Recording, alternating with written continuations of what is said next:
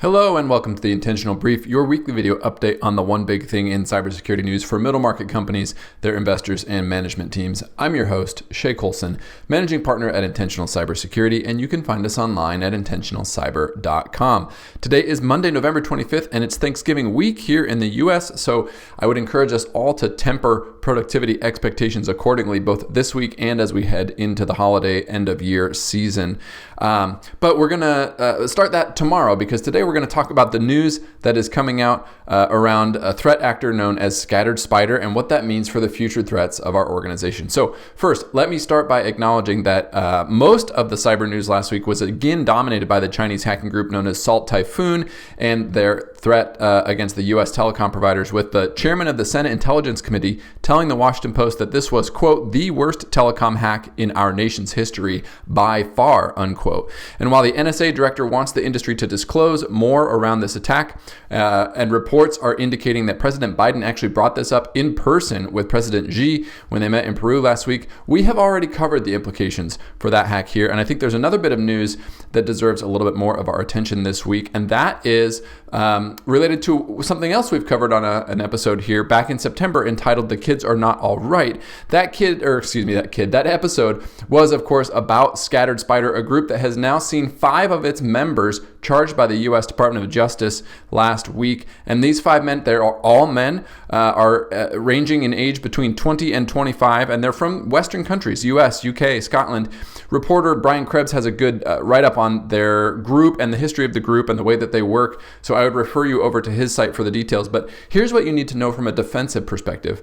These young men were in a group of hundreds more attackers like them, possibly up to 1,000, who are based in Western countries, are native English speakers, and are essentially doing this for fun and sport because they're bored and because they can. And if they make a little bit of money on the side, that seems to be a plus. It does not seem to be the driver. They are incredibly skilled at social engineering, at navigating modern cloud environments, and at exploiting the human in the loop. And I say this because I also saw last week an article denouncing the effectiveness of phishing training through some research that had been conducted, and I saw a good bit of discussion following on from that. The kind of closing line from the phishing training research article went like this, quote, "Taken together, our results suggest that anti-phishing training programs in their current and commonly deployed forms are unlikely to offer significant practical value in reducing phishing risks," end quote. And while that may be so from a research perspective, does that mean that we just stop doing phishing training? Actually, no. And I would argue that what we should take away from the conclusion here is that we've got to do more and do better if we're going to empower our users to help us defend against threats like Scattered Spider today and moving forward. So because these threat actors are exploiting the human in the loop, convincing users to give up their second factor codes by pretending to be the IT help desk, pretending to be someone in the leadership chain, they're getting those codes from SMS messages, from applications and tokens, the MFA app or the Authenticator app, and from push notifications, even from things like Duo. Those technical controls are then immediately neutralized once those second factor is given up.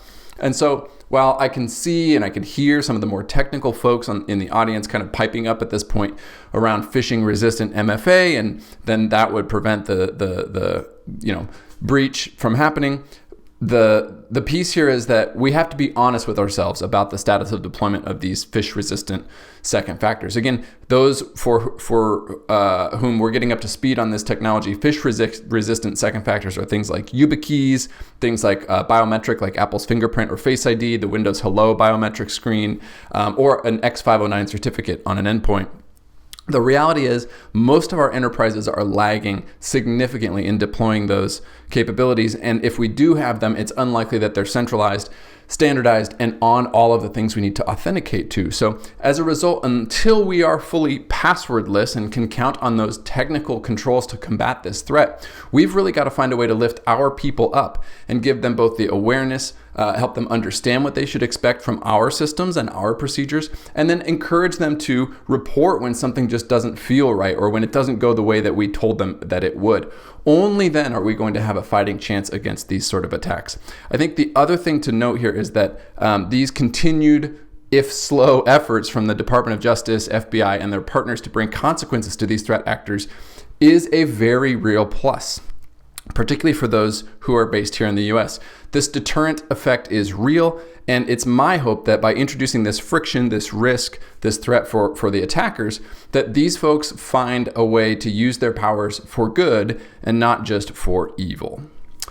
From a fundraising perspective, we're back to the bigger ranges with more than $21.5 billion in newly committed capital last week, including Silver Point Capital raising over $8.5 billion for their latest direct lending fund, Bain Capital putting up $5.7 billion for their second global special situations fund, and local team Fraser Healthcare Partners raising $2.3 for their 11th growth buyout fund. The private markets continue to be compelling as that wave of pending IPOs, particularly in the tech space, continues to hold off, has not yet materialized, forcing more and more, longer and longer on the private side. So I guess we'll continue to wait and see. So with that, a reminder that you can find back issues and written transcripts of these videos at intentionalcyber.com. You can find all the articles we covered in the links below. And I hope you have a wonderful Thanksgiving, and we will see you right here next week for another edition of the Intentional Brief.